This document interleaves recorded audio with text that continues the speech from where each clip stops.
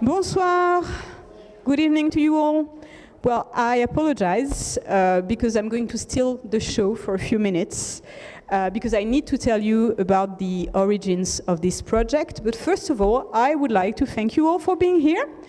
Many familiar faces, many new faces, students, people from the US Embassy, people from Terra Foundation, people that I don't know, colleagues from different universities. So it's a real pleasure to have you here tonight. So this roundtable would not have been possible without the support of the Terra Foundation, and in particular without the support of Eva Bobrovska, who really helped us. Also, we are very thankful to the Crew Research Unit from Sorbonne Nouvelle, to the cultural services of the US Embassy in Paris, to the French and American Museum Exchange Network, and also the Institut des Amériques, and finally, the team at Sorbonne Université Lettres, who helped us organize the roundtable here. So this conversation was elaborated thanks to the trust and kindness of our special guests, Glenn Ligon and Emo de Medeiros. So two internationally famous visual artists whose practices and commitments to changing artistic canons we are going to discuss tonight. So we are also very grateful for their expertise to Valerie Cassel Oliver from the Virginia Museum of Fine Arts, to Philippe Dagen, who is art history professor at Université Paris 1, and also an art critic for the newspaper Le Monde, and Antonia Rigaud, my colleague from Sorbonne Nouvelle University, who is an associate professor of American literature and visual arts. What a meaningful date, both for France and the US. So today, the 18th of June, is the anniversary of Charles de Gaulle's radio call from London to resist Nazi totalitarianism. Such a crazy word, I cannot pronounce it. So Nazi totalitarianism. And tomorrow is Juneteenth, so the US national holiday celebrating the emancipation of the last group of enslaved people in Texas. Two commemorations imbued with a spirit of struggle and agency. Two commemorations encouraging us to interrogate the values we want to protect and the type of legacy we would like to build. So tonight's event was supposed to be held in a museum, but due to the Olympic Games, it was relocated to the Sorbonne. So the Sorbonne, France's oldest academic institution. And it thus offers an opportunity to make space for new voices in a long-lasting temple of knowledge, and to consider the role of academic and cultural institutions in the artistic and intellectual heritage we want to pass on. So we see this conversation as a form of activism in which we engage as scholars, but also as citizens. Note that we are also sitting one block away from the National Pantheon. And this is the place where France's great men and women rest. We therefore need to question who are the people we want to remember and celebrate, and we should assert the principles and beliefs we are ready to defend. The original inspiration of this project came after using an artwork from Glenn Ligon in class with students in order to discuss the role of the individual and the community in constructing and deconstructing historical narratives. Then the crazy idea of inviting him over at our university flourished into my mind. And it was eventually transformed into an exchange with other artists, curators, academics, and also students and the general public. So this roundtable is a casual and yet political moment to discover more about the practices of Glenn Ligon and Emo de Medeiros, and how their works resonate with debates about re-narrating history from new perspective, decolonizing our minds and our institutions, And finally, shaping collective memory with more accuracy. The title chosen, I'm getting to the end of the speech, don't worry. So the title chosen for the project can be misleading, even reductive, because as Eddie Chambers said, being a Black artist doesn't mean being part of a movement. And the practice of a visual artist cannot be reduced to his or her skin color without any consideration for his or her technicity or philosophy.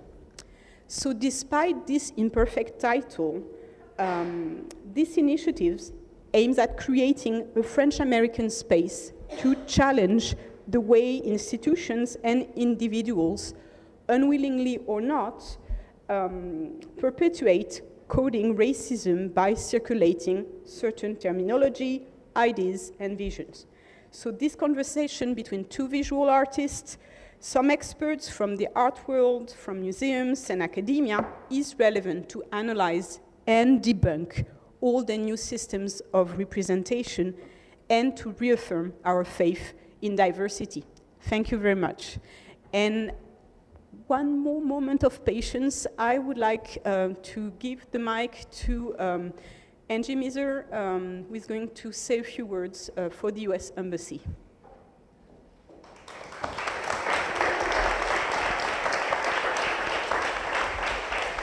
Thank you so much.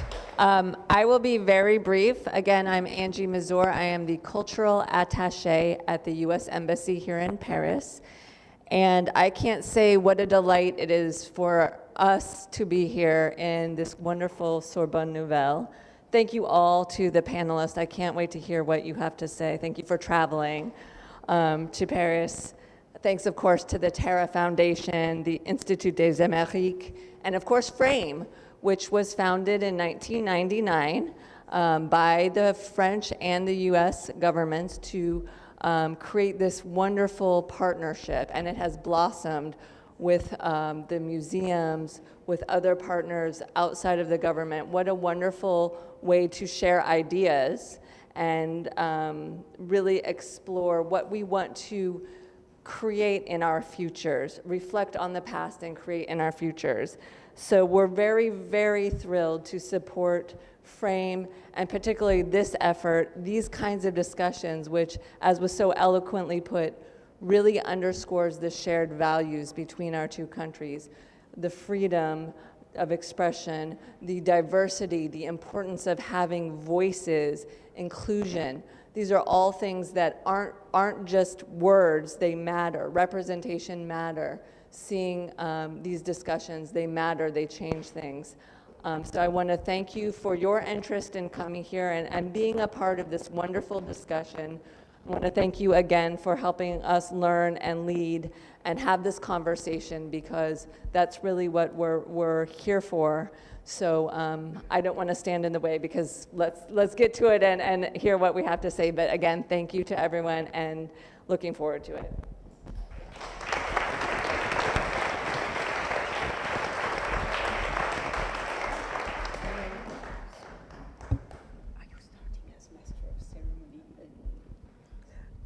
I will do that. Thank you. We have decided that Valerie is going to be our master of ceremony. And here we go. Thank you, Clementine and Laurent, and the Terra Foundation and the U.S. Embassy. And thank you, Glenn and Imo, for being here. And of course, my co-conversationalists, Philippe and Antonia. We had a pre-meeting to discuss how we should strategize in the conversation, and that was a very easy conversation to have. And I don't feel that there would be any opportunity to... No, I can hear myself. You can hear me? Yes, okay. The mic is on. The tech people, you should know the mic is on. So this should be a very easy conversation, and I don't want to belabor it, but I thought I was going to introduce these two gentlemen, and I will say this, that I have known Glenn for a period of time, and Imo I've just met. But what I can say is that while we are living in the 21st century and the work certainly supersedes ideas around Blackness and perceptions of what Blackness should be, that both of you, I would argue, endeavor to really take the essential elements of Blackness and reframe them in very complex ways so that we could understand a particular persistence of why it is necessary to understand history, but also open the doors for future, and to understand the expansive nature of Blackness, that is not a monolith, that it is as complex and expansive as the people who walk within the skin and beyond. So can we say that that's a good starting point? And that they both continue to do exceptional work, both in presenting their work within institutions, but also framing other work by artists, so that, again, we can understand the very complex ideas around Blackness, that it is a foundational element upon which many different aspects of conversations can take place. But what we did find out in the conversation is that, again, it's not a monolith, and the way that we can approach ideas around how we can look at ideas of culture and race within institutions in the US is very different than the way it exists here in Europe, and particularly in France, where I think we are both dealing with aspects of resistance, but also spaces in which we can inhabit and exist and push back on a constant basis. So with that, can we then begin the conversation around the question of Blackness? And where you have found spaces to both embrace ideas around Blackness, but also how do you trouble the waters and resist the insistence of categorizing it, distilling it into something marginal, as opposed to the expansive nature of what it is. So, Glenn, do you want to start? And then we can go to Imo. Okay. I think there's only one. Is this on? No, that is not on. Okay. Do you want to take this one? What is it? Okay, here we go. Well, first, thank you, Valerie, for that introduction and framing. Nice to talk to you again. And honored to be on the panel with all of you. Thank you for the invitation. Valerie posed a very big question about Blackness, which I don't have a good answer to. But I was thinking about, actually, because I have a 40-year career, maybe even longer, I guess, depending on when I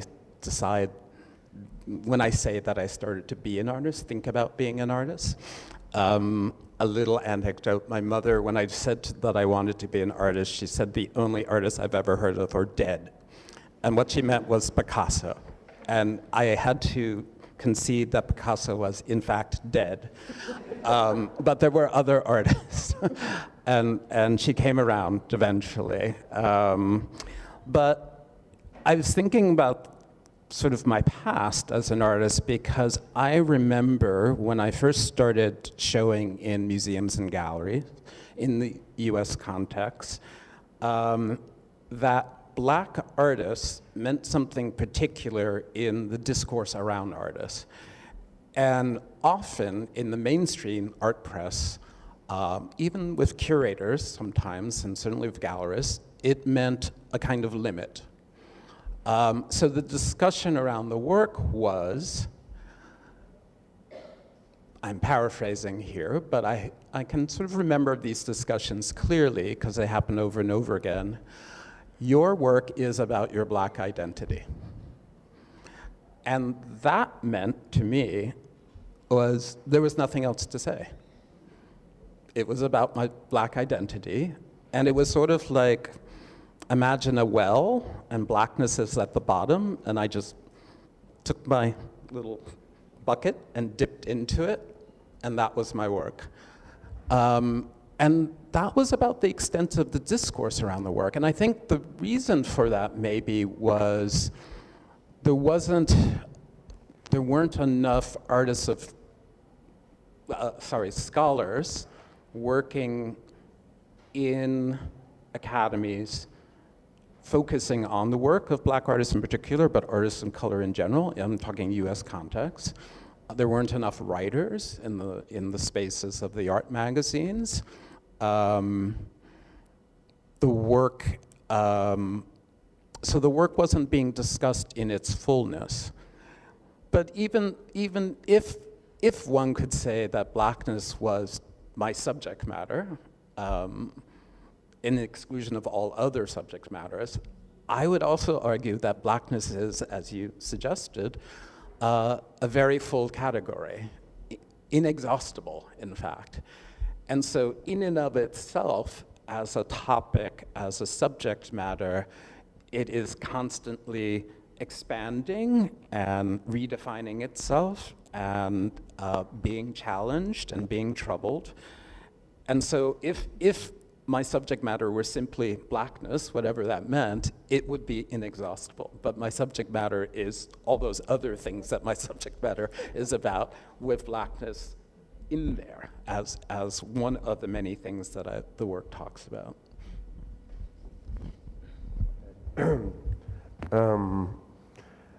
I guess what Glenn and Valerie just said applies to the American and context.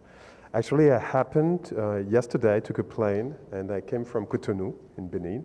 So I'm binational, French and Beninese.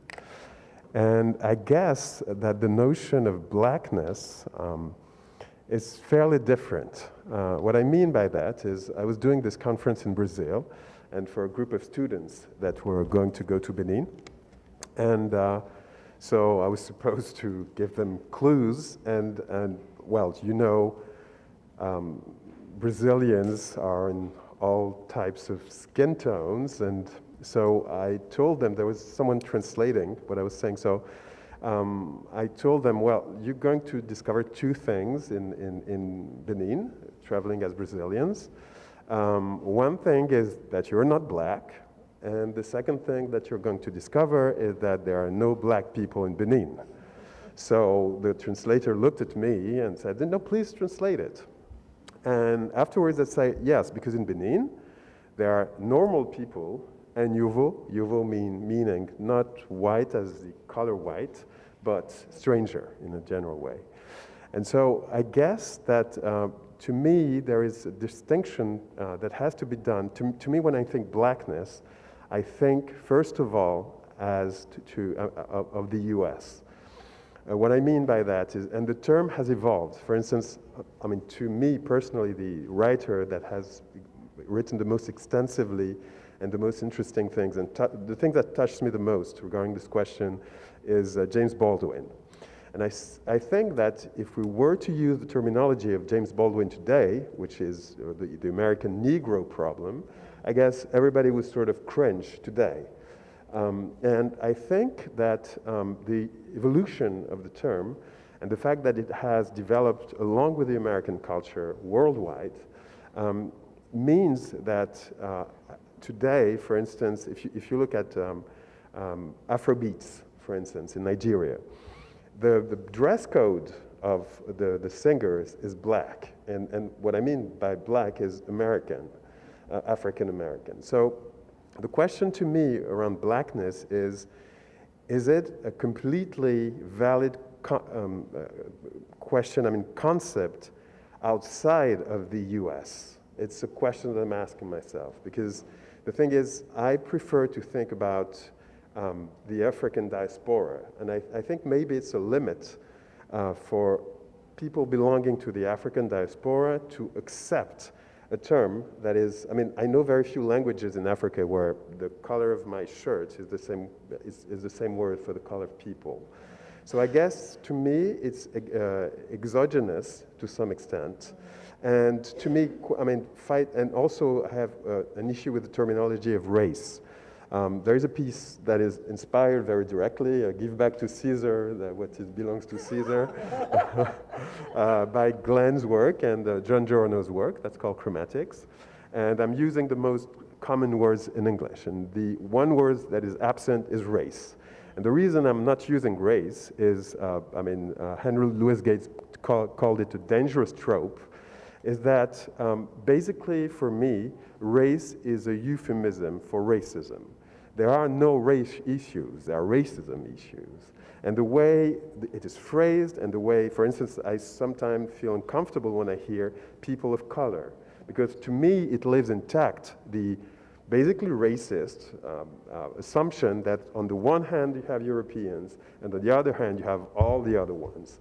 So I guess the question of blackness is fundamental because it's also a flag, it's also a point of a concept that allows the African diaspora to come together.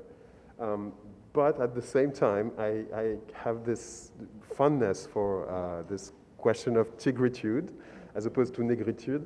And the term comes from Wole Soyinka, the Nobel Prize. And in Kampala in 1962, he was getting a little bit annoyed with the negritude. And he said, I'm in favor of tigritude.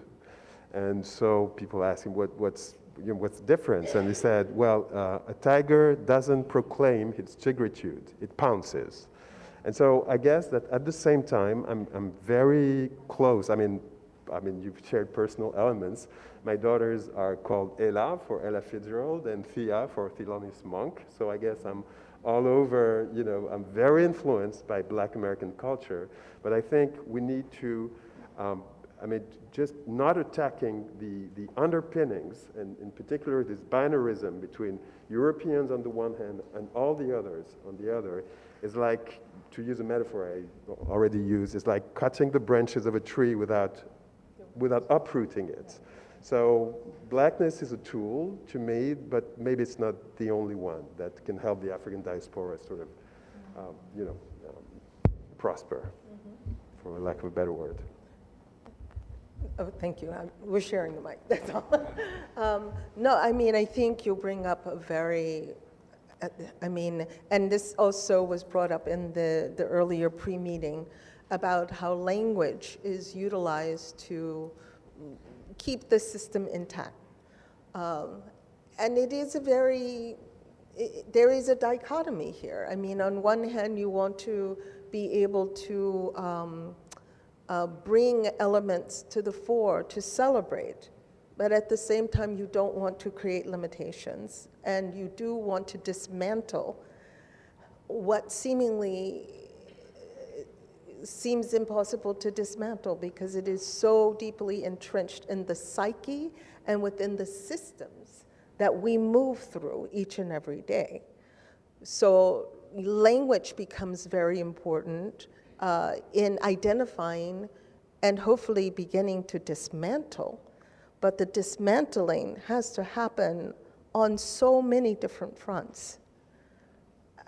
Not that it's impossible, it's not impossible. We can go back to anarchy, and some people have just said, why am I asking constantly to be let in a door? Just burn the house down, what's the point? And begin again. In truth, many African Americans feel as if we built the United States, and it did happen economically on the backs of people who look like me, who are my ancestors. And yet we are still knocking on the door to be let in. So the language is quite problematic. I agree with you. However, I'm not sure what to insert in place of it. And because I work in a museum, which in and of itself is a part and parcel of that system, I try gradually to disrupt the conversation by inserting in places within a dominant language, if that makes sense. So I guess my question back to you, given your point, is have you considered or is there a space in which you have considered what strategies can be employed to, in fact, dismantle something that enables language to be as untethered, not just language, but actions, work, presence, to be as untethered as you've asserted it should be? So maybe the best illustration would be the piece that I was referring to.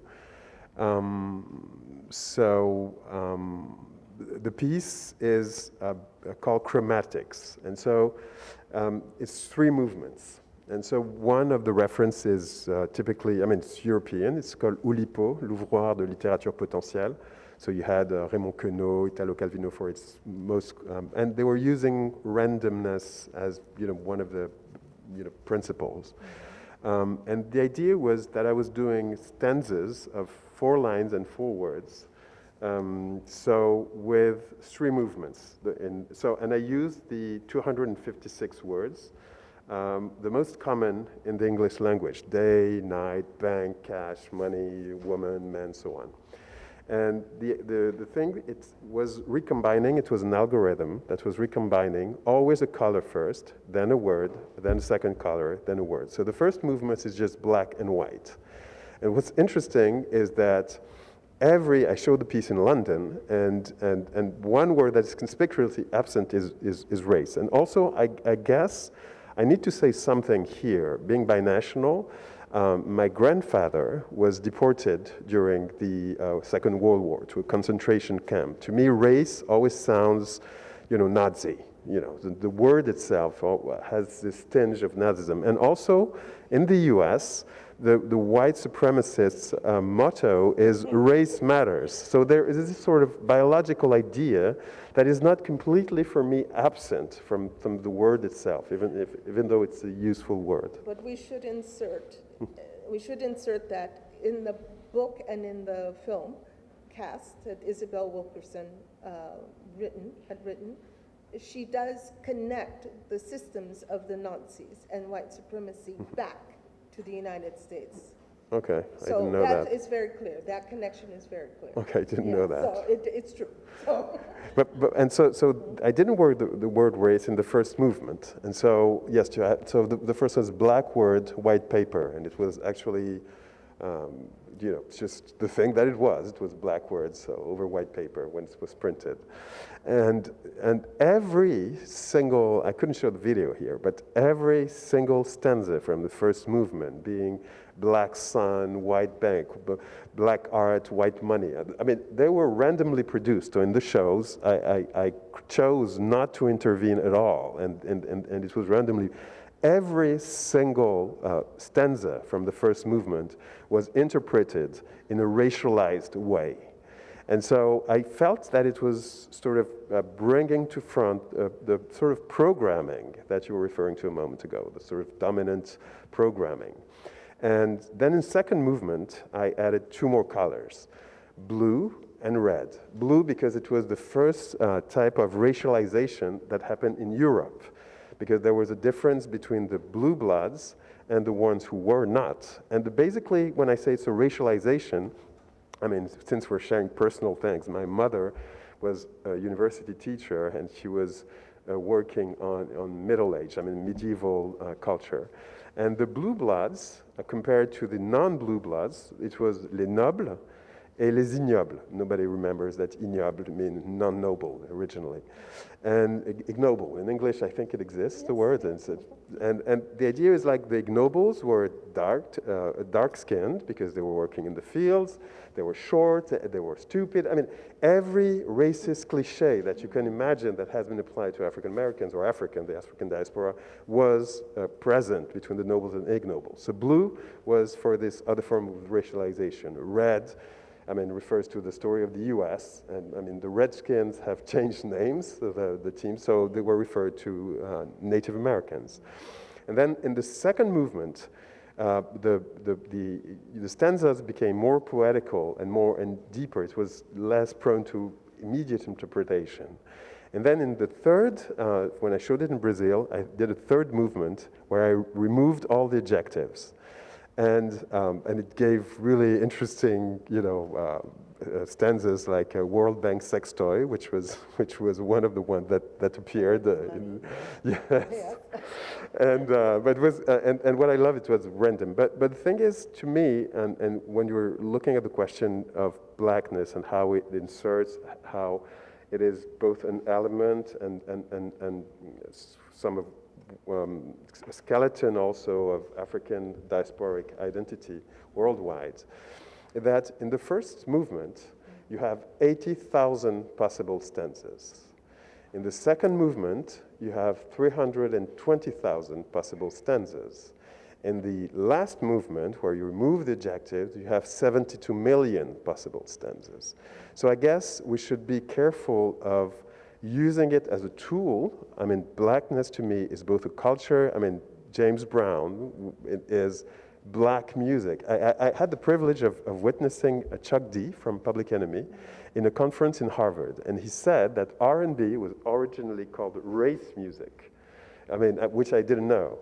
And early on, but I mean, it really struck me that, and so to me, James Baldwin, I mean, Harlan Merton's, all of this is African-American culture, but I think it would be incomplete if it wasn't also called black culture.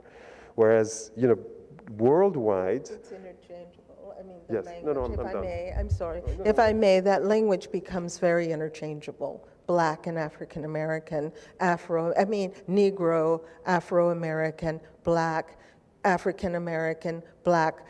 These we see as Americans as very interchangeable, but understanding black feels more ubiquitous and connected to the rest of the continent and to the rest of the diaspora.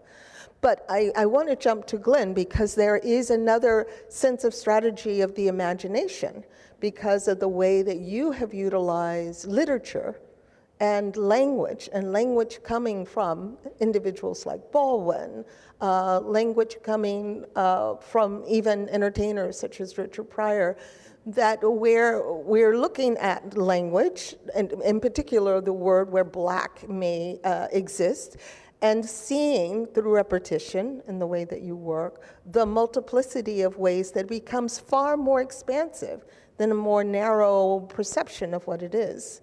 So there's a technical and a kind of computer Afrofuturistic way that you're looking at this in terms of, but then there's this other analog way that we have superseded ideas of limitations through literature. So do you want to talk a little bit about that?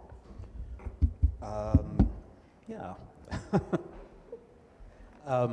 Well, first I want to say something about Emo's presentation, because I was looking at this piece online and and there's a really interesting discussion, I think, to be had about the use of algorithms, the use of computers to generate this work, and a lot of discussion again in the United States, and forgive me that my perspective is so in some ways limited, racism and algorithms, and a lot of discussion about how the language of programming perpetuates certain stereotypical ideas about race.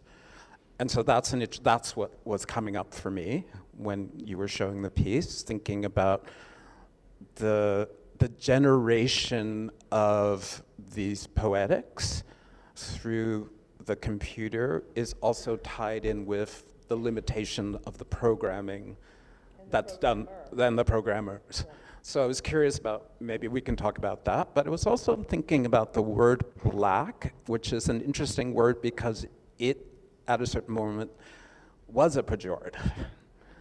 And African Americans, who increasingly I find younger African Americans refer themselves as black, not really African American. It's sort of like gone back from the word African American, the term African American, to the word black. And I'm curious about that claiming of that word that was initially considered, when I was young, that was a pejorative. Don't call me black. Really? Yeah. Oh, yeah. I was surprised by that. Oh, because I'm 64 years old, so.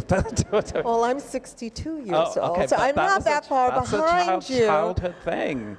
That's very surprising. Yeah. I mean, even internally, because I saw Black as an extension of self-determination of the late 1960s into the 1970s.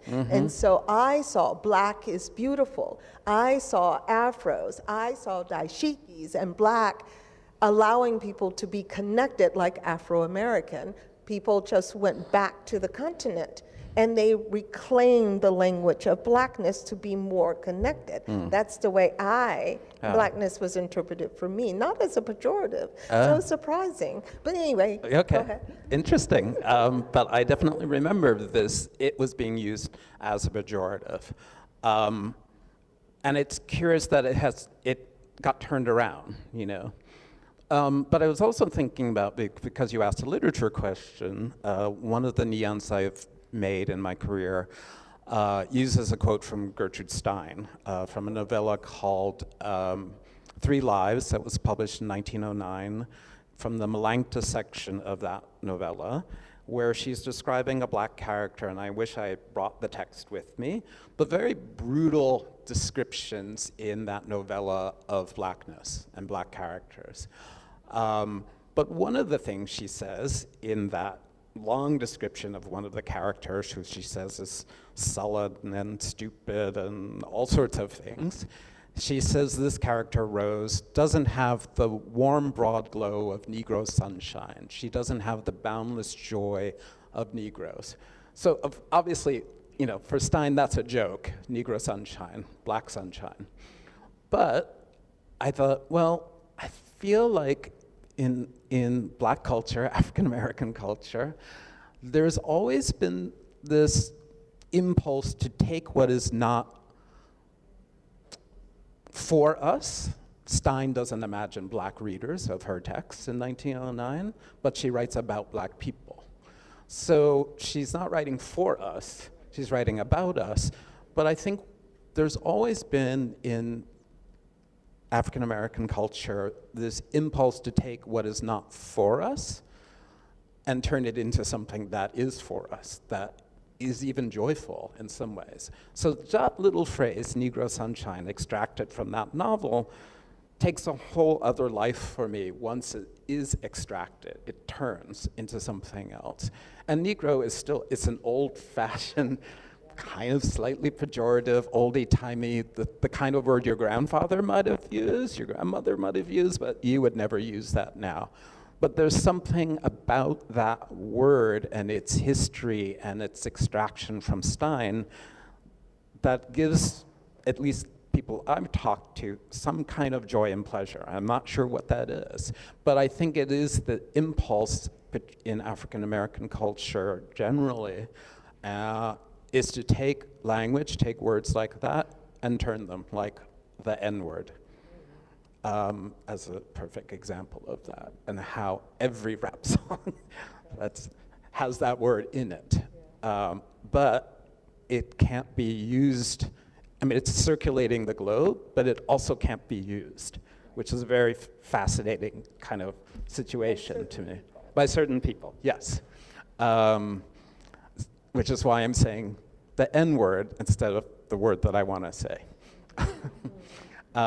So we get into these funny things in language, but the literature question is, because so much of my work has dealt with quotations from literature, Baldwin, as you said, Jean Genet, Ralph Ellison, Toni Morrison, etc. So my primary focus has been language through literature.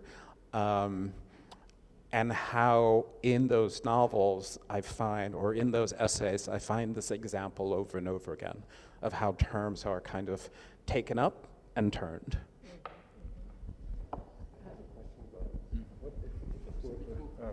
I have a question. If Black was pejorative, what word was not? Well, actually, in a weird way, Negro. Negro was the, you know, when Stein is writing, Negro is the polite term, as opposed to N-word or Black. Okay. And so, but that word then becomes something, you know, society, what is it, NAACP, you know, I can't even like remember what that stands for. Colored people, that's the polite term, maybe. Okay. Every successive generation has remade those terms. These terms. I'm sorry. Yeah. Every successive generation has reclaimed, not reclaimed, but has claimed a particular language for understanding community and identifying community, if that makes sense. But I thought maybe this is a great opportunity to invite our co-conversationalists. Yes. I would just say something about what Glenn said about the algorithm. In the algorithm about chromatics, it's just randomness. There is nothing else that randomness. I could have done it with dices. So there is no intervention. And the other piece that I'm doing in my current show, I am using Africans in general, in the algorithm, in the IA, so that I increase the frequency. When you write a man in Midjourney, Leonardo AI, you get a European phenotype. Same thing for a woman. So what I did with my last project is I used deliberately African characters so that the data set was, included more Africans. But for chromatics, really, it's completely random. There is no intervention.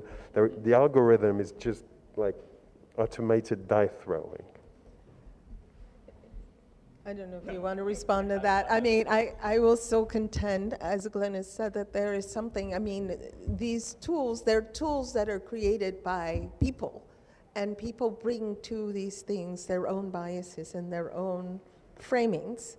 And so in some way, we can make loops and loopholes, but a structure is still very much at play.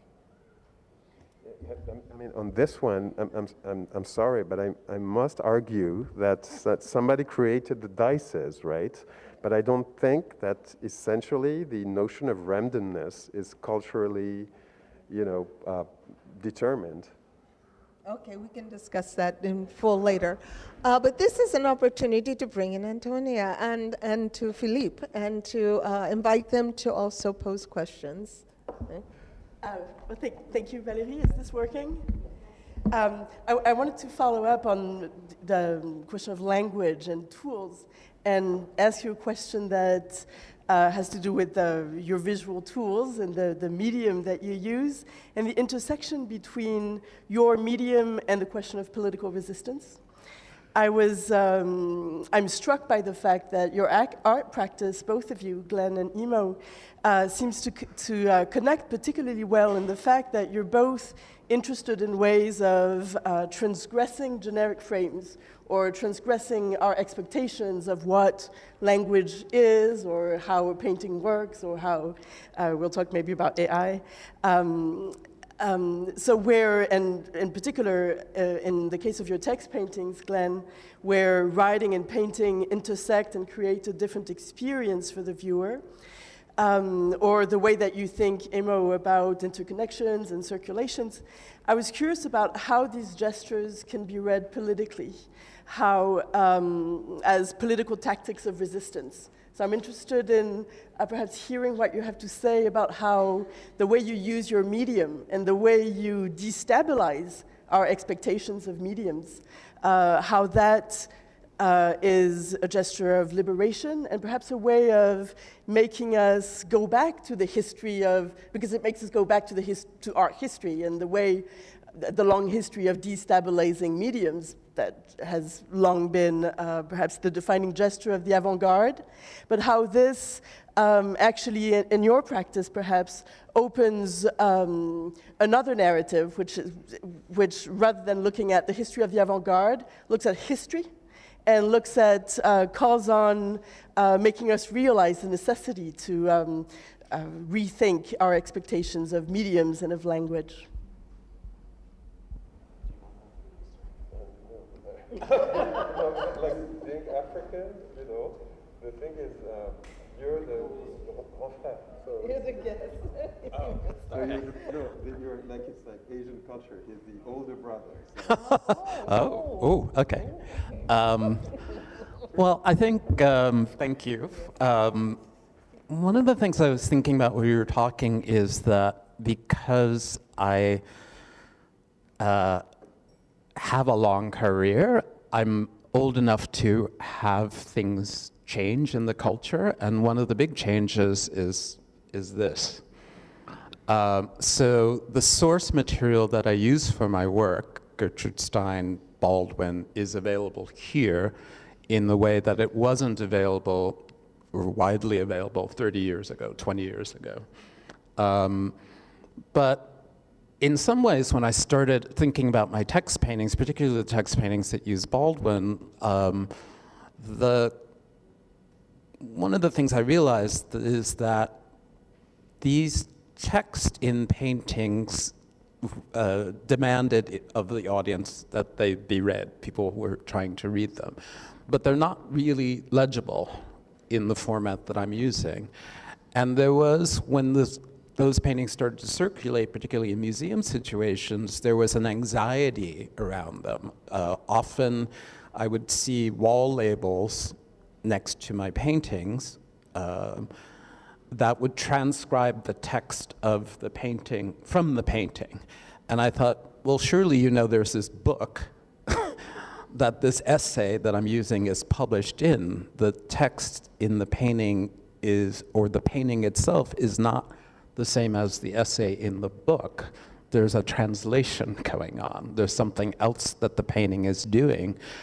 And in fact, the difficulty of the text in the painting is in part what it's about. Because think about, for example, Baldwin's essay, Stranger in the Village. He's written in 1953. He is writing about his time in a small small village up in the mountains in Switzerland. He says for many of the inhabitants, he's the first black person, first Negro they have ever seen. And so the essay is about a lot of things. It's about Europe's relationship to its colonies in Africa. It's about colonialism. It's about cultural hegemony. It's about being a stranger somewhere, what that means, and the sort of fear and fascination that is caused by his presence in that village. But when I started using the essay in the paintings, I realized that they were dense and weighty, difficult subjects, and so the text in the paintings has to be dense and weighty and difficult too. And it doesn't explain itself in a way, you know. So the struggle with the paintings is kind of, you know, I guess one could say there's a kind of politics behind that, because it's not simply repeating the text on canvas. I mean, it is in some ways, because I'm faithful to the text, but it's also about that difficulty and making the viewer struggle with something in parallel to the way that Baldwin struggled with the questions that he's posed in the essay, but also in a way that I, as a black person in American context, have struggled with these questions too. So the paintings, I guess, stage in some way a kind of difficulty in a deliberate way.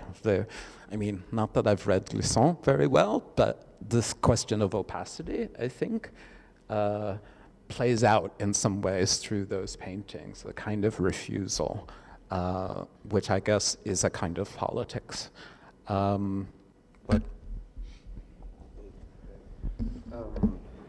Yeah, one thing I must say, is when I discovered your work, is this use of text and the fact that text was becoming something that was more than text, was something that completely fascinated me. The fact that, you know, the meaning was completely transformed by the way you were transforming the media. And to the political side of it, you know, the content was political, but for me, the vision of it, in my own perception, maybe I'm wrong, was very poetic, first and foremost. Now, regarding the question of resistance, I did a piece in 2018 2018, I think, 2017. That's what was called Points of Resistance. And you're mentioning history. And I was my point of departure with the Olympic Games of 1968 and with the raised fist of the athletes when they won. Tommy, David,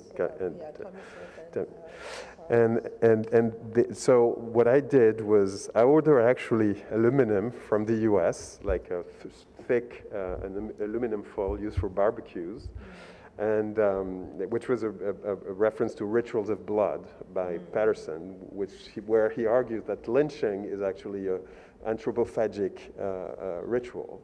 And so I ordered some aluminum used for barbecue from the US, and then I molded my fist in it, and I did 64 examples of it. And inside the fist were loudspeakers, when I was using 256, which is the digital I like to reference. So there were excerpts from Tupac, Maya Angelou, but also the Declaration of Tiananmen. There was also Churchill saying, who was a rabid racist, saying, "We'll never surrender." You had Bob Marley, "Never give up." So the idea that around this resistance was so sort of transcultural. And what comes to me with your question is, I guess that the spirit of resistance, to me, is what made the African diaspora survive in the U.S. In spite of what one might think, that people survived because they submitted to in the plantation. I think it's the refusal to die was in itself an act of resistance. So I guess politically, I think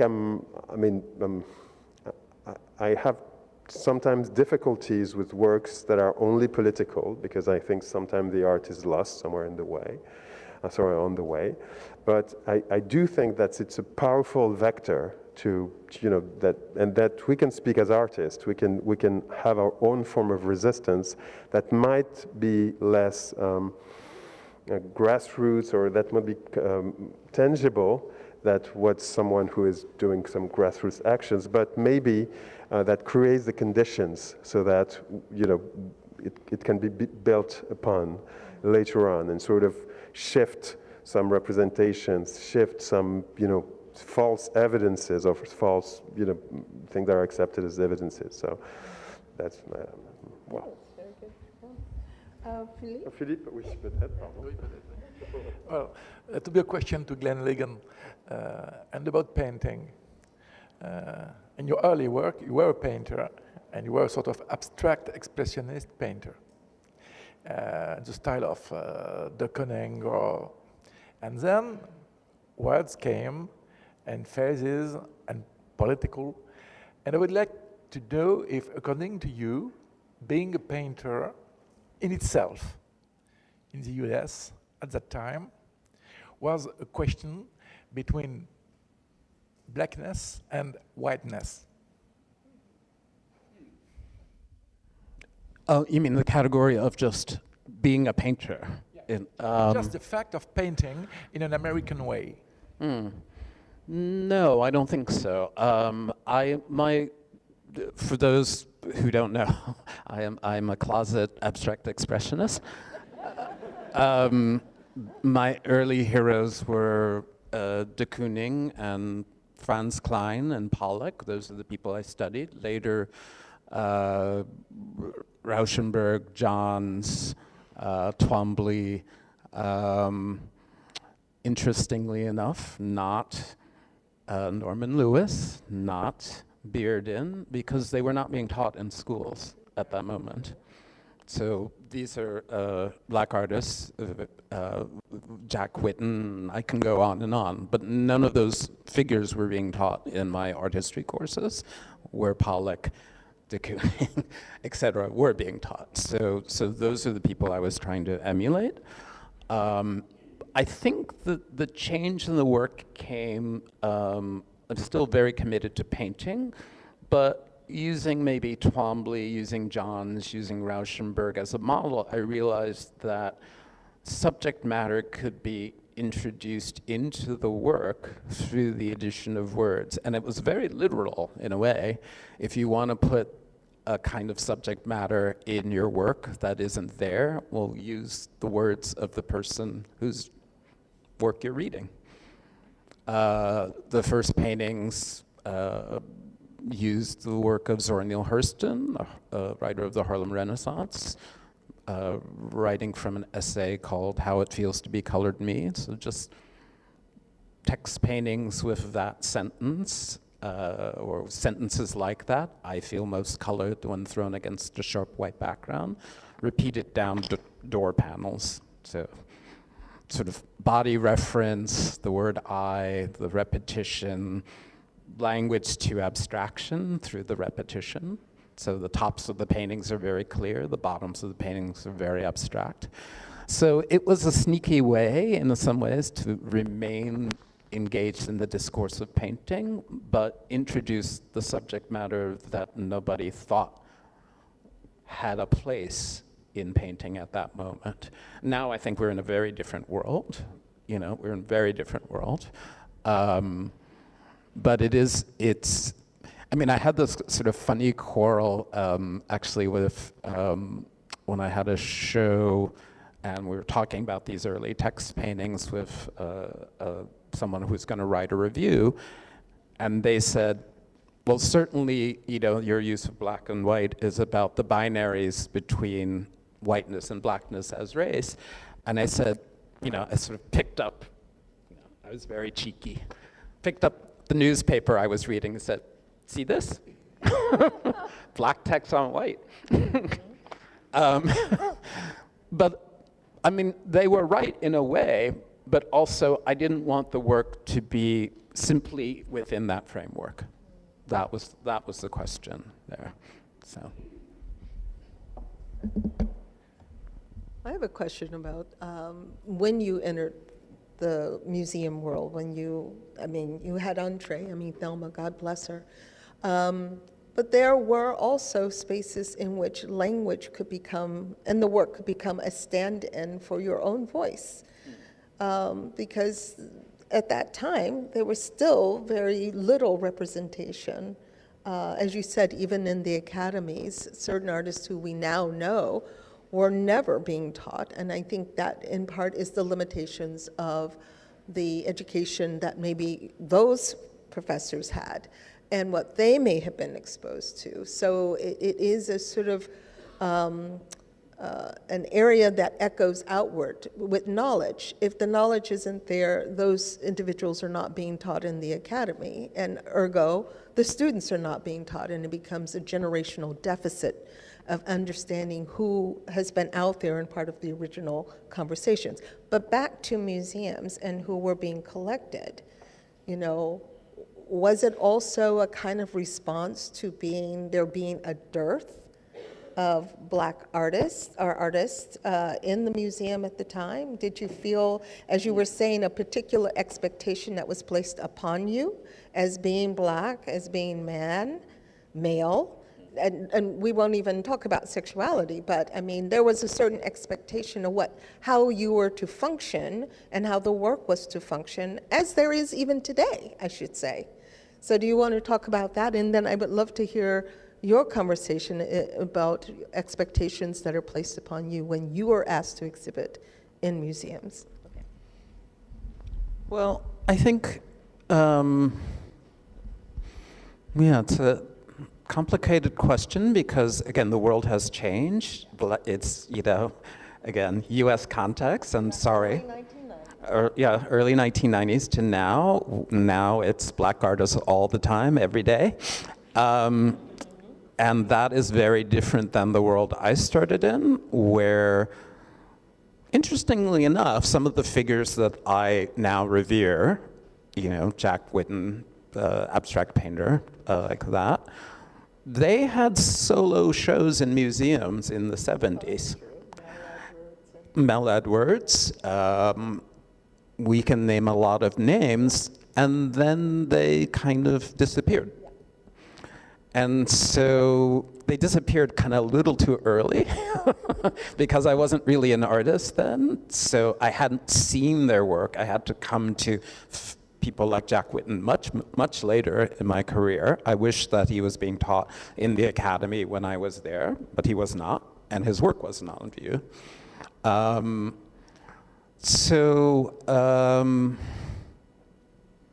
I'd lost my train of thought. Now I think there is kind of lots of ways in the US, and maybe you can talk more about the French context, in which black artists appear, but I find often that is artists who are working figuratively.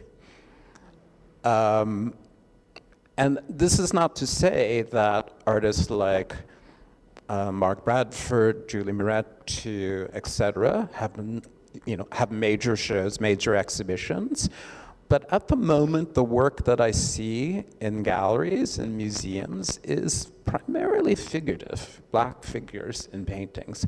And these are painters that I love, Lynette Boake, I mean, to talk about it, sort of Barclay Hendricks, he who shall not be named. I'm not sure which he you mean, but there are a lot of them. So that work, circulates, I think, very widely now.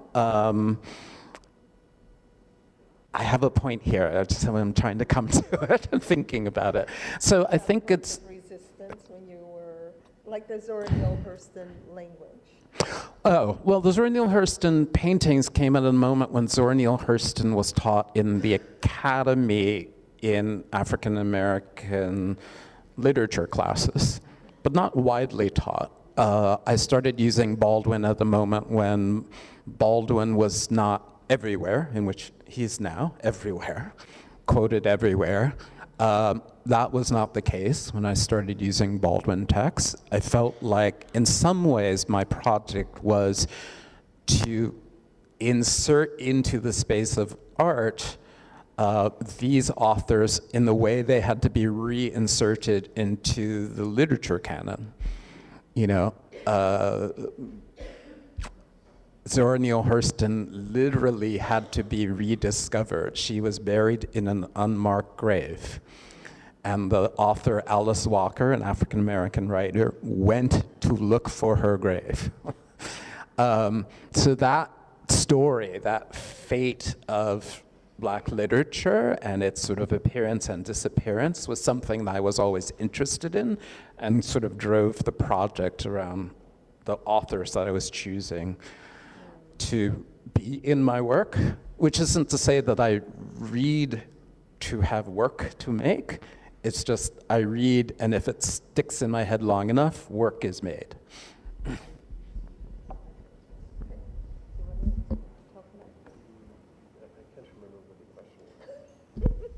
He doesn't remember the question. It was a question around entering into the museum, and what are the expectations when you are brought into a museum? I guess I'm sort of being, personally, I completely agree with Glenn. There is this sort of almost equivalence today between black figuration and art, and it's the same. I think a very good illustration is like 154, the art fair, and it's very predominantly, figurative work. And I guess in my case, I'm sort of categorized as this sort of apparent oxymoron of an African artist that is using technology. And also, I've noticed that my work, the work that I have in the national collections in France is precisely, the most figurative work that I did.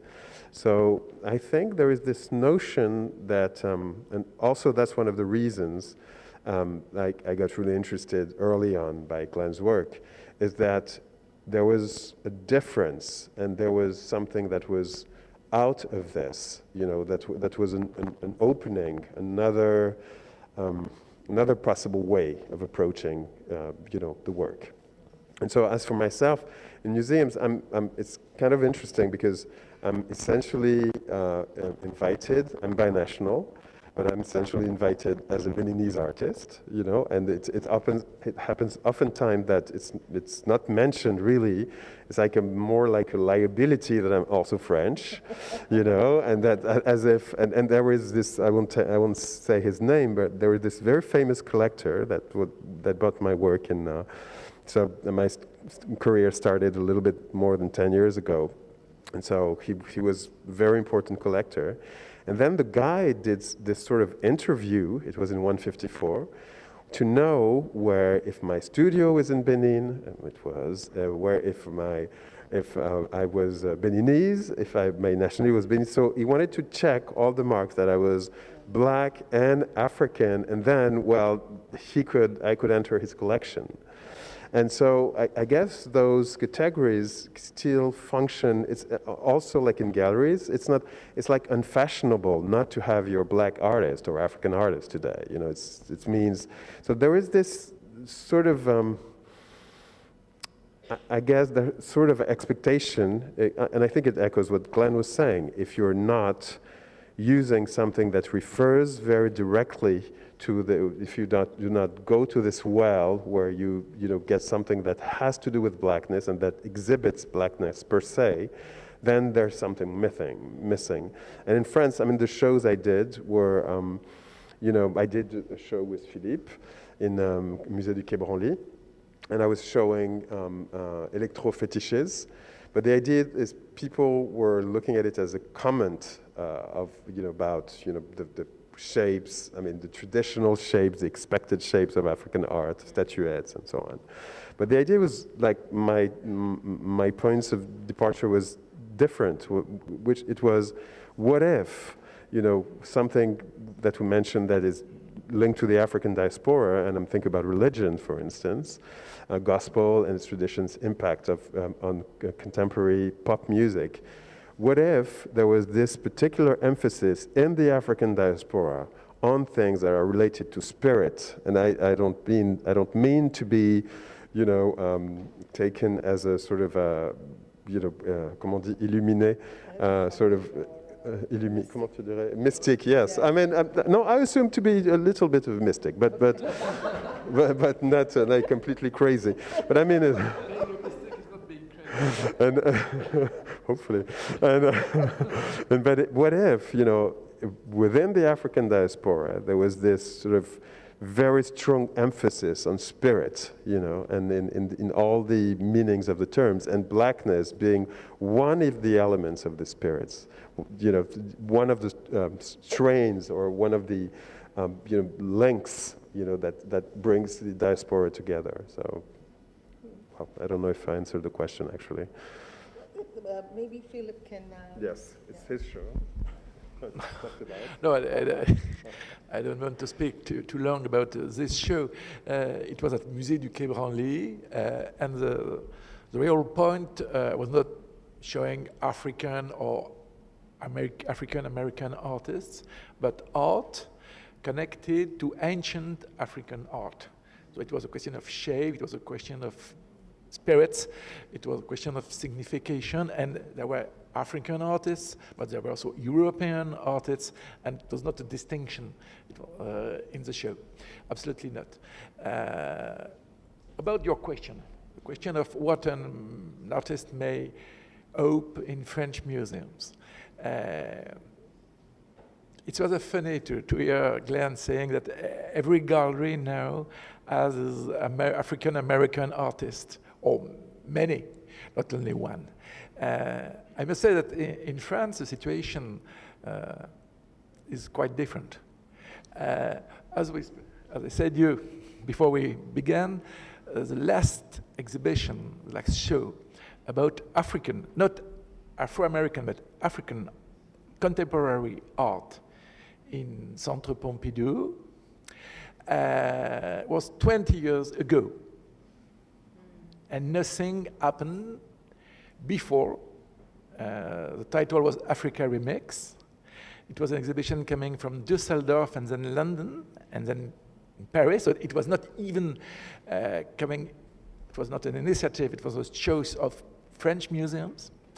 And for the last 20 years, there were shows at Louis Vuitton with private collections. There was our exhibition at Cabernet, but that's all. So you see, in 20 years, it's not too much, at least.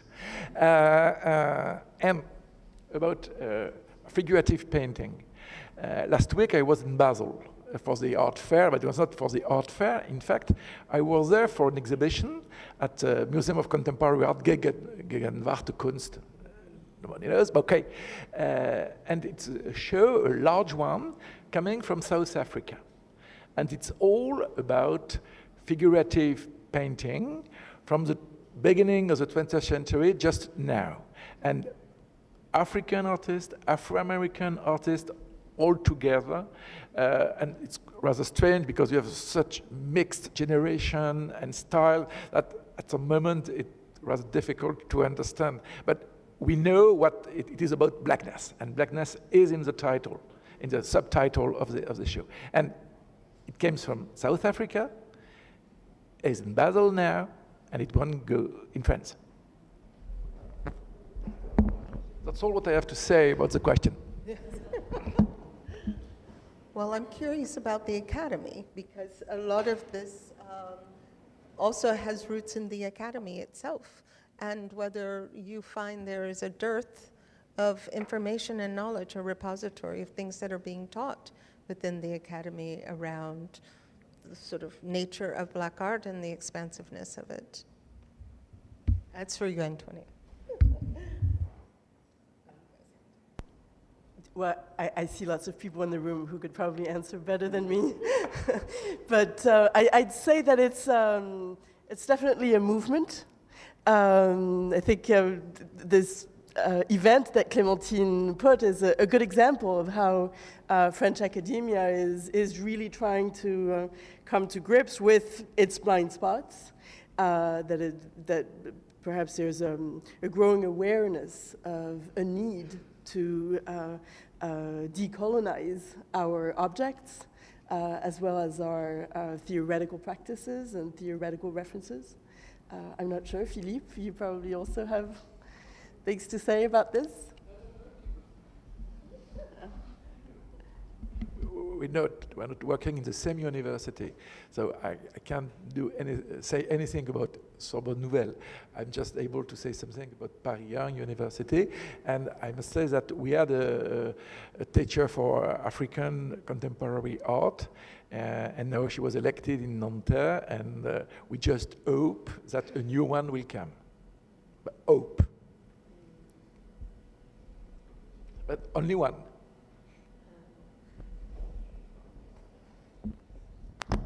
Well, it feels like it can very different, and these are the things that we wanted to tease out, that there is a difference, what is happening in the US and what is happening here in France, and this notion of how one transgresses to push one's way into these systems, whether they're academic systems or whether they're the systems of museums, have been at play in the US for a very long time. And there were moments where there were many artists who were celebrated in the 1970s. As Glenn alluded to, Jack Whitten had a solo show. Melvin Edwards had solo shows in the 1970s at the Whitney. In fact, Mel Edwards was the first to have a show at the Whitney in the 1970s. And then there was a conspicuous absence of Black artists. A dearth, and then there were movements, multiculturalism, and all of these particular movements then happened, which slowly began to open the doors and become more and more expansive for people to be spoken about in the academy and taught in the academy, even though there were culturally specific institutions that supported these artists, whether they were historical Black colleges and universities, whether they were cultural institutions such as the Studio Museum in Harlem, such as numerous museums that cropped up in the US that were culturally specific, whether they were Asian or Black or Latino. So there was an ecosystem, I guess is what I'm getting to. There was an ecosystem that was inserted and set up that enabled the current situation to be as it is today, that allows it to flourish. But those ecosystems are slowly being diminished. Historical Black colleges and universities and those resources are slowly going away and are being erased from the narratives of these artists. So I'm going to put that out there. Yes. Yes. Yeah. Okay. In a moment. Okay. All right. So those things are being erased as we speak. So what I am saying is that while there seems to be this flourishing activity, and there is a lot of activity, there's a lot of representation, there are a lot of artists being presented in museums, not as many being collected though. So one must understand what is transpiring. And while that is happening, there is also an act of erasure that is taking place, that these culturally specific institutions are also being diminished and because they're not being funded, and they're slowly being erased from the landscape as well. So I say that there is an element of evolution, that these things become cyclical. And we have to also be aware of the cyclical nature of things, whereas this ecosystem is developing. What should develop is something strong enough, something that has a sense of permanence and rootedness. If one has to uproot one thing to insert new roots to allow these things to become more permanent, rather than the facade of things that are seen. They're not as permanent as they are. But Imu wants to say some words about Benin. Yeah, it's just an anecdote. It's, yeah, 2 days ago I was with my aunt, who is also my mother and godmother, and I'm doing a project with her where I'm filming her, and I was very curious because she knew colonization. She's 82 years old, so when she was born in 41 or 42. So she was 18 when Benin was decolonized. And she told me two stories that were kind of interesting. The first one is said, we didn't feel colonization. And because it was sort of happening, and there were like white people over there, and we Africans were doing our own thing, and they were just there, but we didn't feel their presence all that much. So the whole segregation, oppression, violent oppression that happened, in the U.S., going with European colonization, was much more. She used the term that was rampant in Africa. And the second aspect, also, we're talking about cultural differences. She told me a very crazy story where she almost got lynched in Benin. Why? Because she came to buy, she was invited. I mean, the story is a little bit long, but essentially she came and was invited to buy some land in place that were a region that she wasn't from. And then my aunt looks a little bit like me, like a skin tone. And all of a sudden, it was actually a setup, and the whole crowd came to her and said, we are kicking the white people out. And then the people arrived with the bottles, broken bottles. I don't know how you call the thing that, les pilons. I don't know how it's called. When you have something when you, like yam, you want to make yam soft, like and you... A pounder. A pounder, yes. Yeah. And they were coming to her and wanted to lynch her because she was perceived as being white. So she said, we don't want any white people. And so the way she got out of it was that she became to speak in Fongbe, which is the language and then that's how she was saved. And another aspect, a funny aspect of the story is that the men that were with her and the women was first. So she said one had a broken bottle, the other had a pounder, and the men she came with were behind her and saying, let's try to make it to the car. And she said, they're going to kill us before we get to the car. And so there is this tradition in Benin of the Amazon. You have obviously heard about it. And so she was the one who faced the crowd, in which, so I think when we're talking about blackness, it was interesting also that she could be, she's my aunt and she really looks like me. So that she could be perceived as white in this, and being almost lynched because she was being perceived as white. So it just was it a matter of her being perceived as white? I'll speak like this because they're going to yell at me. Was it a matter of her being perceived as white or a matter of her being complicit? No. The thing is, what I find interesting is it might be difficult, actually. I mean, it's especially from an American point of view where it's very binary, Like, I think, what's the name of this diva? It was not Whitney Houston, the other one. There are like 3 divas. We have a lot of divas. But the one, divas, new divas? like all around Whitney Houston, the rival, she was rivaling Whitney Houston for a time. Mariah Carey? Mariah Carey. I mean, and there is no way Mariah Carey could be perceived as black. She is absolutely black. No, in Benin. In Benin? No, I mean, she's. I mean, there wouldn't even be a question that she's white. And really, and the thing is that when I was a kid walking in Benin, and my aunt is the same, I was being called. I mean, I had a lot of fist fights at school because I was being called white, and I found it insulting. So I had a lot of fist fights. So the thing is, like the perception also, and the notion of blackness, I think something is interesting to me, is the perception, which is you feel and you perceive the difference more than you feel. So more than you feel the common element. And I really, my aunt was not perceived as being complicit. She was being perceived as being white in the very same way that when I was a kid, and I'm just back from Benin, so I'm a little bit more tan, but I'm just like that all the time. And I was being called white at school in an all-African school. And I find it, I find it like, I found it like, I felt it like as an insult.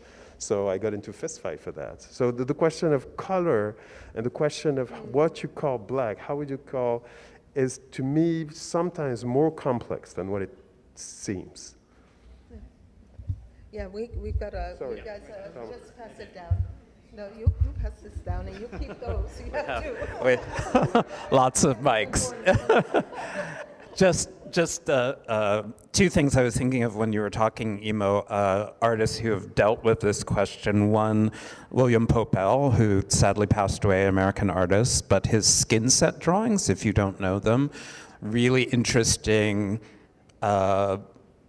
basically text drawings that have these kind of sayings about different kinds of people, but the color of the people is yellow, purple, green, black, white, black people are the transient hotel you always wanted to visit, as one of his texts.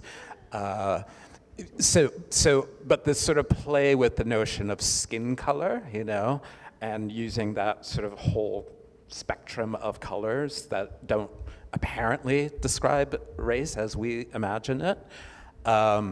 And also thinking about an earlier work by Adrian Piper, her Colored People and Cornered, yes. Adrian Piper, to your point, very light-skinned black woman, mixed race, I believe. Yes. Mixed race. No, Black? African-American. Both parents are African-American, very light skin, often could pass in the US context for white, and has made work about that. What people say to her when they don't know that she is black, the misperception of race around it.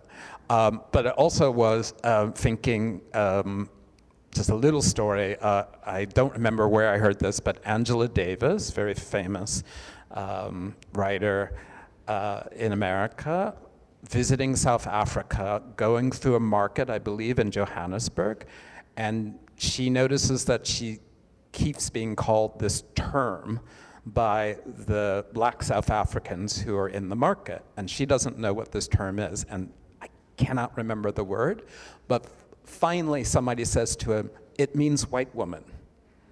They're calling you white woman. And the way I think Angela Davis processed that was, it was not only her skin color, because she's very light skinned, it's a class thing too.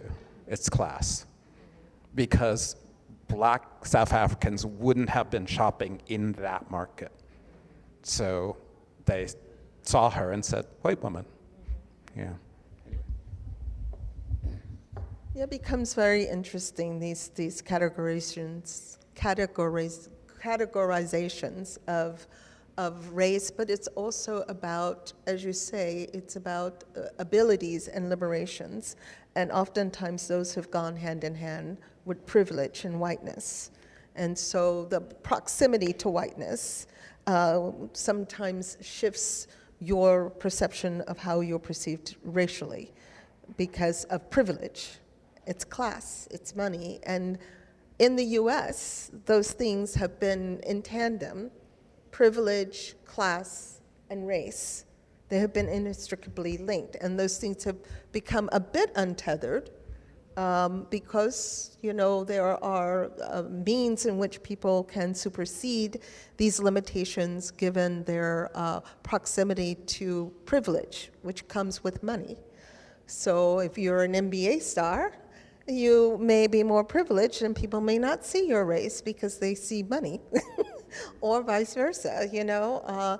People, if you don't have money, they're gonna see your race and not see inability to have privilege. But I do wanna get back to this question about ecosystems and whether there are possible ecosystems that can be developed.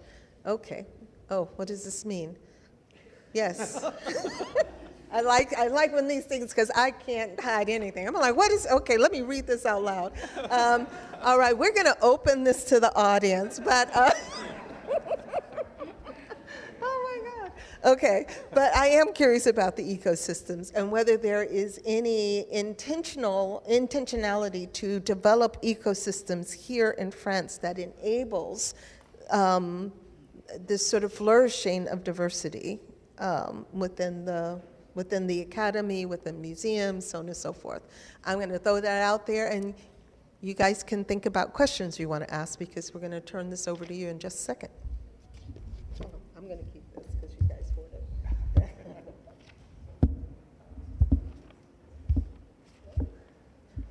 No? Well, I mean, I put the question to you and you first, and then we can open it up to the audience. Well, oops. Philippe, you probably have better things to say than I do, but I like this notion of intentionality that you used. I think that's that should be our guiding line.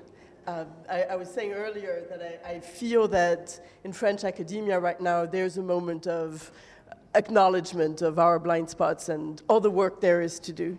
But then I was also very interested in what you said about this erasure taking place, because probably part of the erasure also has to do with institutions of knowledge that sort of bring the conversation of recognition, diversity to the table, but without necessarily going all the way to giving agency to minorities, for instance. So I don't really know what I have to say about what's happening. I just want to remember those two things you said about the attention we must pay to moments of erasure that we might not necessarily be conscious of, and also to this attention to intentionality as a guiding line. I think there are a lot of work to do to have those ecosystems in France. just now. I don't know, one ecosystem, as you say, in museums, for instance. I'm not even sure that there is in France, just by now, one curator of African ascendants. In universities, there are only a few professors or assistants teaching African matters, not only artistic matters, but also philosophical. For instance, we don't have in French university somebody, just as you have with Soleiman Bachir Diagne, who was my friend in the École Normale Supérieure, because we're the same age. There is nobody maybe compared to him in French university. So there is a lot of progress. And I don't know if it is the memory of colonization, maybe it is, but everyone knows in this room the results of last elections in France. So I think it's very easy to understand what's happening just now. And if things go wrong, the point will disappear. I don't want to be too pessimistic, but I have no reason to be optimistic. My goodness. Well, and yeah. So sorry for the ambience. Well, we have our own issues in the U.S. Let me be very clear about that. Woo! He who shall not be named. So we want to open the conversation up to you. I'm sure you've been sitting so quietly and diligently. I'm sure there's things percolating in your head, things you'd like to say, either as comments but mostly questions. Yes. Is there a way to share the mic, or how do we do this?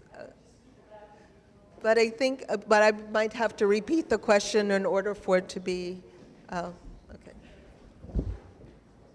The young lady. She's elected to move that mic around. It is being broadcast. Hi, thank you so much for everything you said. It was very interesting. So I want to continue what you were just saying about how people need to work more on African American culture and artists. And I'm going to do my PhD on African American literature and poetry. And I have been asked several times what my position as a white woman working on specifically African American issues is, and how this can be complicated to navigate for me. And I'm very aware of that fact. And I guess I was just wondering, for you as Americans, because I'm working on specifically the American context, would you feel this could be regarded as in the US, and if people, I guess the answers could be very different, but if people are more and more open to that, or if maybe some people would argue against it. So, yeah.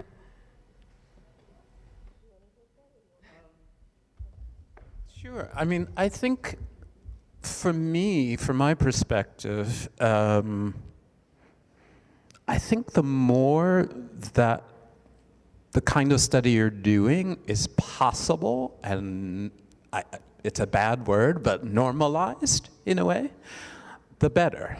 Rather than the opposite, which means that, I don't hear about certain authors or don't hear about certain artists because nobody thinks they're important enough, interesting enough. There isn't a background of teaching their work, scholarship around them.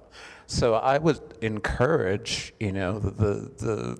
anybody who wants to, take on the job of studying you didn't mention specific authors, but the African American literature, I say the more, the better. And certainly in terms of my own career, I've had many different kinds of people have written about my work.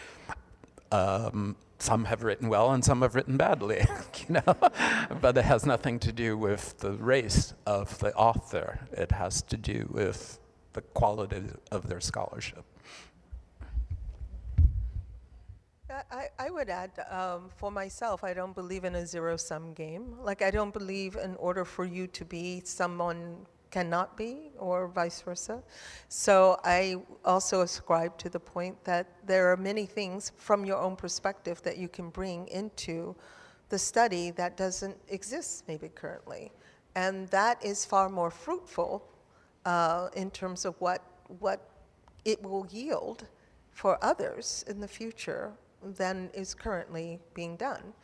So there's space enough for everyone, and as Glenn said, there are so many authors that are not discussed. The same way in the visual arts, I encourage people to come and do the research and to endeavor in these spaces, because there are so many artists that we still do not know, so many that deserve deep dives, and not just contemporary art. I meet so many people who are interested in becoming historians and curators, but only of contemporary art. And I'm like, there is so much more that needs to, so much research that needs to be done. We are still building a repository. When you think about African American art history, it's not that old. We can start with Elaine Locke. We could start with James Porter. It's not that old. I mean, these are a David Driscoll away. I mean, it's only one generation away from the beginnings of these histories. And so there are many artists who have been engaged, and so many that have just recessed into history. And that goes for all the different genres of the arts, whether it's dance or music or visual arts. So yes, please continue. Thank you.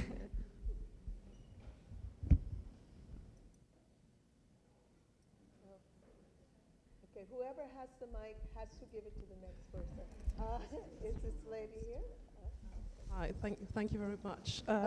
At some point you said something about, I don't know, somebody said something about resistance, and you also worked a lot on Vaudounsé, and I wonder if your way of creating art inspired by Benin culture, by Vodou culture, is a way to redefine. Earlier you mentioned the word black or the N-word. Is it a way to give a new meaning to Vodou, not just talking about the dolls and the needles, but a real meaning, the real meaning of Vodou? So that's my first question. And the second question is about the liminal space. I'm thinking of all the authors who have grown up in Nigeria and also in America. What are they doing? What are they creating? Can you say something about that? That'll be all, and thank you. Thank you.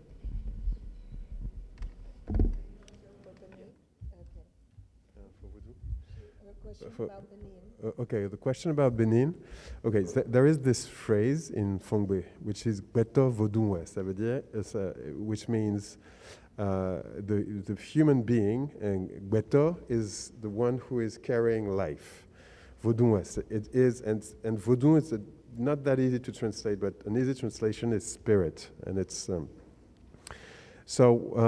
yes, of course, Vodou is much richer. There is actually a museum of Vodou that's being built right now.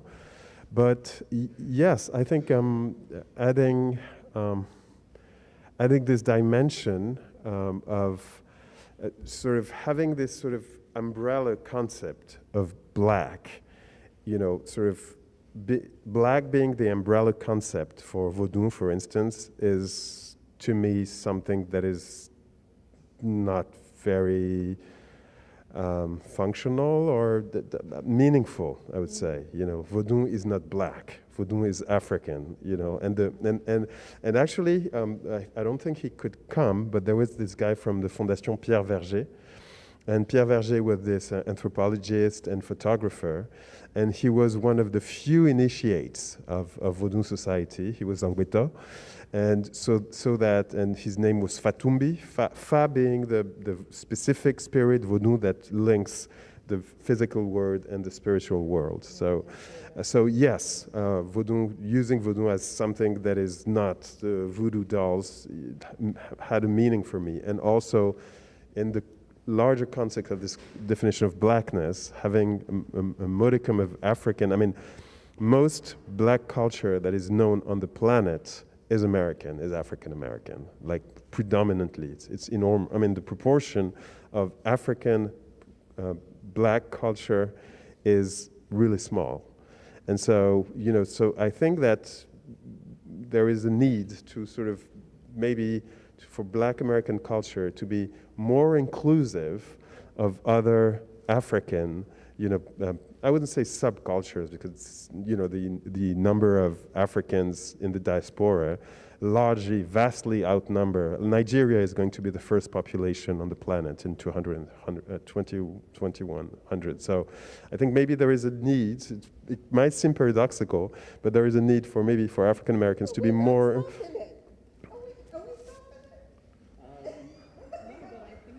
I don't know. I mean, just... I'm just teasing, and I'm just like, oh, are we stopping that?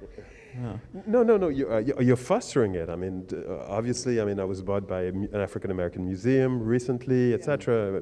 You know, a piece that was not bought by, you know, the piece that were bought by a French museum is more linked to sur tenture, what is colored, what is figurative, and so on. This is what they like.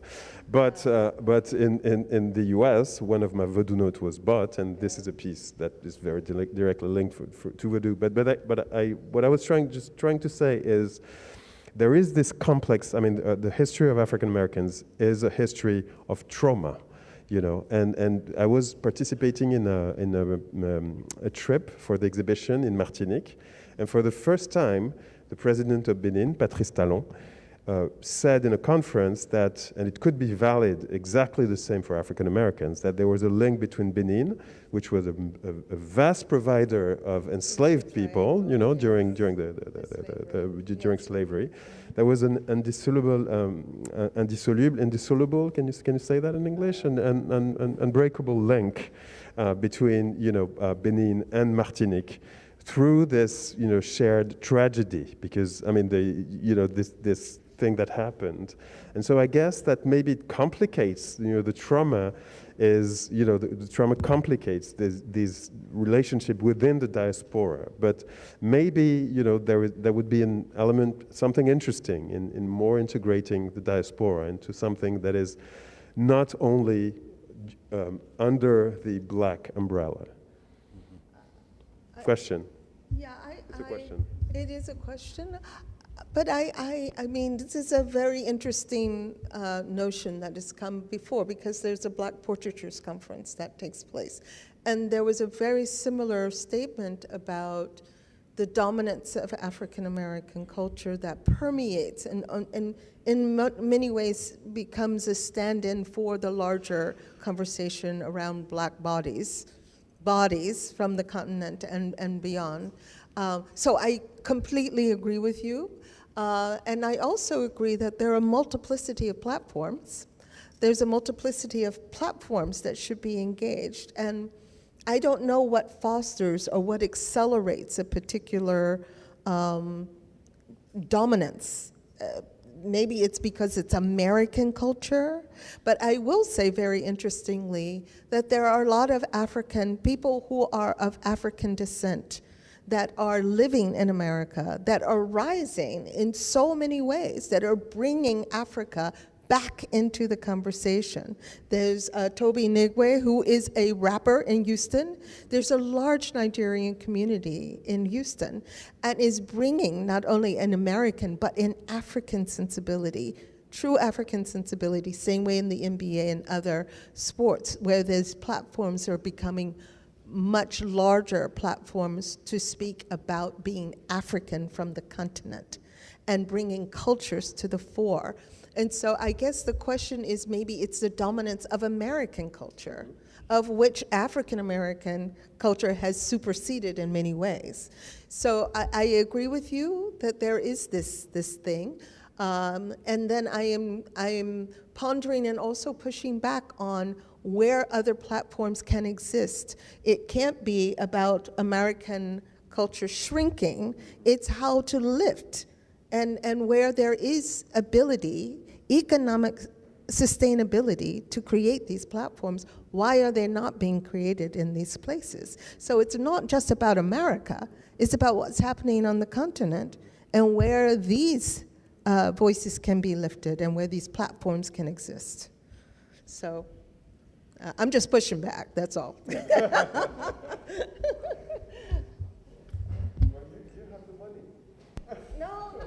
Oh, no. Wait a minute now. Okay. If I may say something about this point. For instance, the problem of restitution. The restitution of ancient African artifacts to their native countries. European museums all have in their collections works of art coming from Benin, from Nigeria, from Mali, and more or less slowly or quickly, museums are doing their job on this point. They are regarding the ways the work came in the collection, the provenances, and all these sort of problems. I have to say that, for instance, the Metropolitan Museum, which has a huge collection of African art, didn't do anything. They just say, oh, we bought the pieces on the market. So that's all. They don't want to consider the fact that the pieces they bought on the market, or the collectors, for instance, Rockefeller, bought on the market, was coming from colonization. So there is also a sort of double stage of history, and I'm not sure that American museums really are really aware of this point. Aware of it. They're very much aware of it, but I will not speak for the Metropolitan Museum of Art. I can't do that. But there is, no, it's not a pity. It's my job. I work at a different museum. But what I will say is that there is a collective conversation that is taking place, of which my colleague, who is a curator of African art, is a part of this conversation about provenance and restitution. So there is a conversation that is taking place, that I know for sure. What happens? I don't know, but it still does not get to the point that there are still platforms that need to be developed that gives voice to the artist, that creates ecosystems. So let's not skirt that. And it's not about trauma, because there is a duality into this conversation about the people who chose to survive in America. We chose to survive. It's not just about trauma. The story of African Americans is not a story of trauma. So I just want to be clear about it. It's not just a story of trauma. It is a story of resistance. It is a story of persistence. We are the people who chose to survive. We are here because our ancestors chose to survive. They could have died. They could have committed suicide. They could have done a lot of things. They chose to survive and to hope, in spite of all that existed, to be the foundation for generations to come. So it's not just the narrative of slavery. It's not just a narrative of trauma. No, but that's what I was implying when I said, for me, resistance were the people who survived. That's what I was mentioning moments ago about points of resistance. But my question to you when you say that is, do you think trauma has been completely superseded by this? I mean, that there is no, that trauma is not relevant as a category to think about, African American history? It's a part of it. It's a part of it, but it's not the only thing. Oh no, to me, no, far from what I'm thinking. No, I don't think it's only that. Okay, we're talking to ourselves again. We have more questions. Yes. Sorry.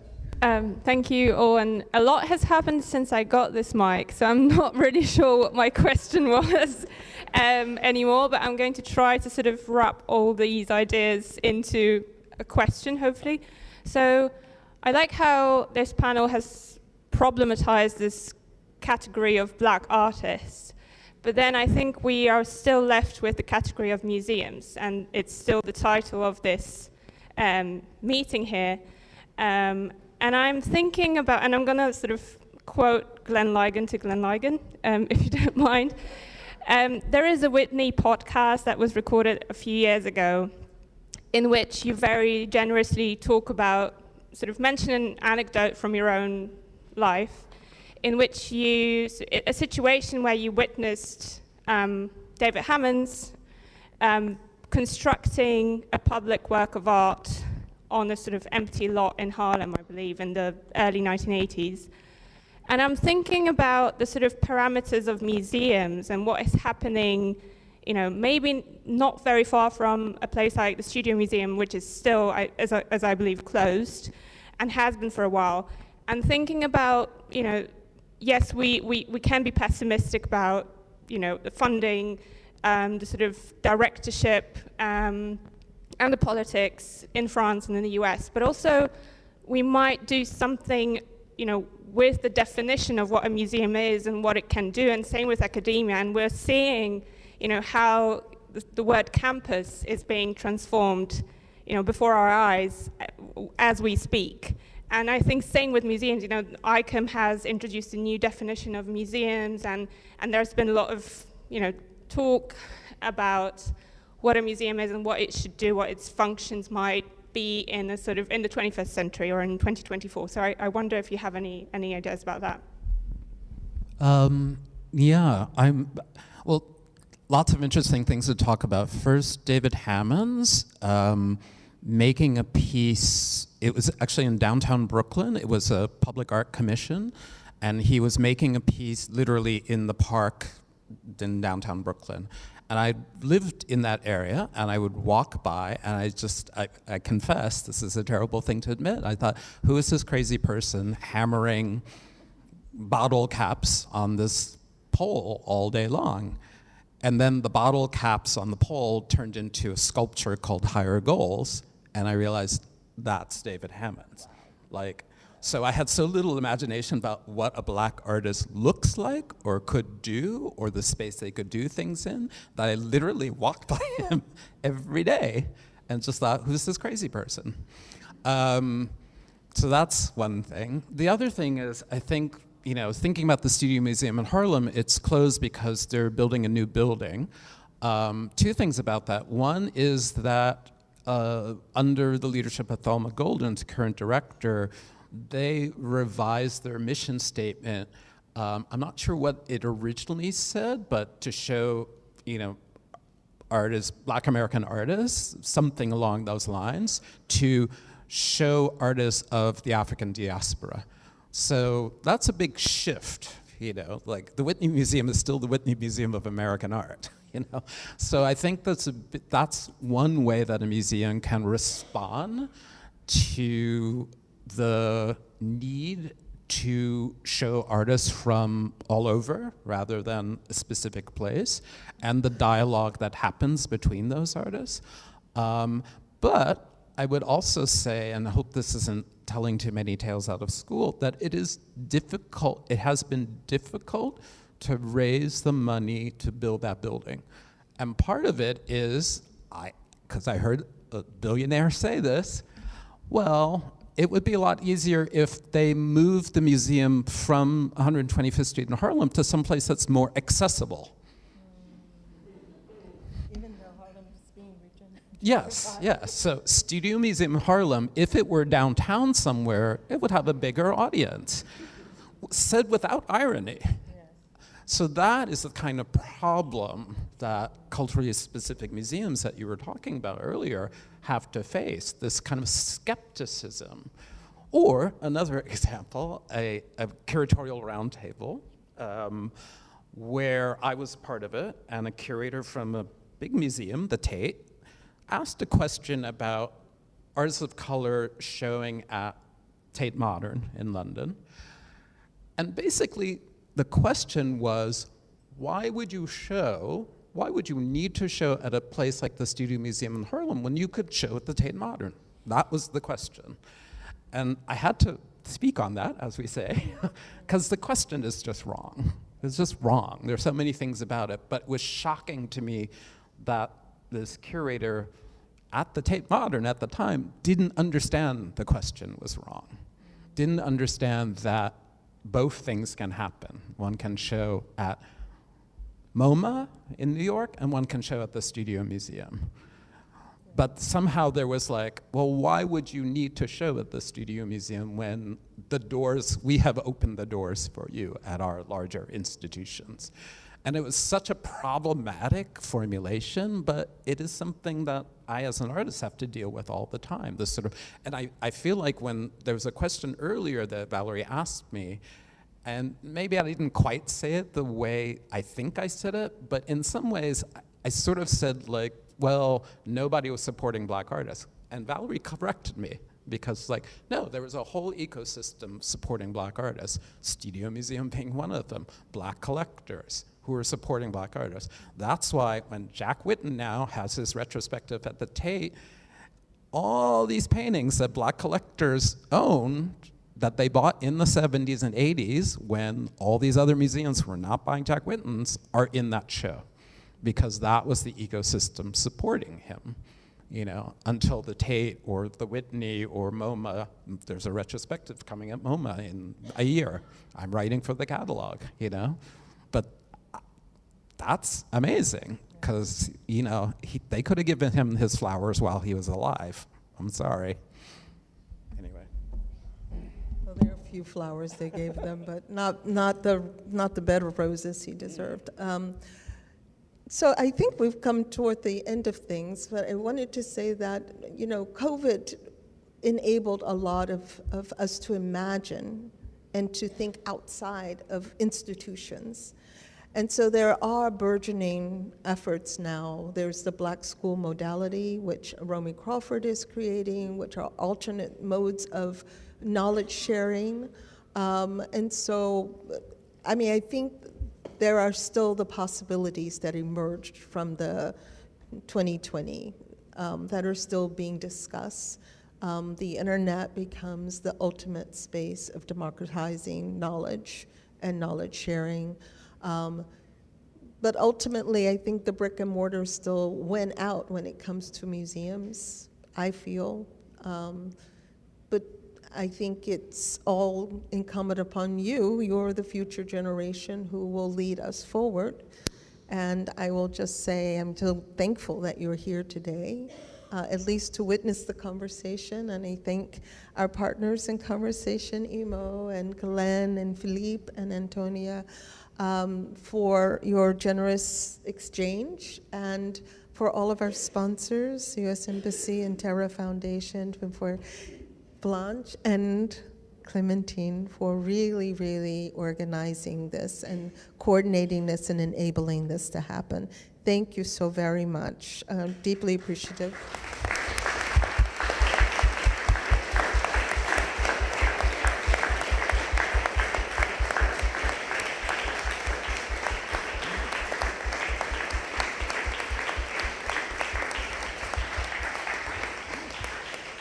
So we hope this becomes one of many more conversations. I'm looking at our sponsors, many more conversations to come. And thank you again for being here this evening. I'm sorry if we didn't get to certain questions, but we'll mill around a little more. Okay. They could ask personally. Oh, okay, it's over. Y'all gotta go. No kidding. All right, thank you again.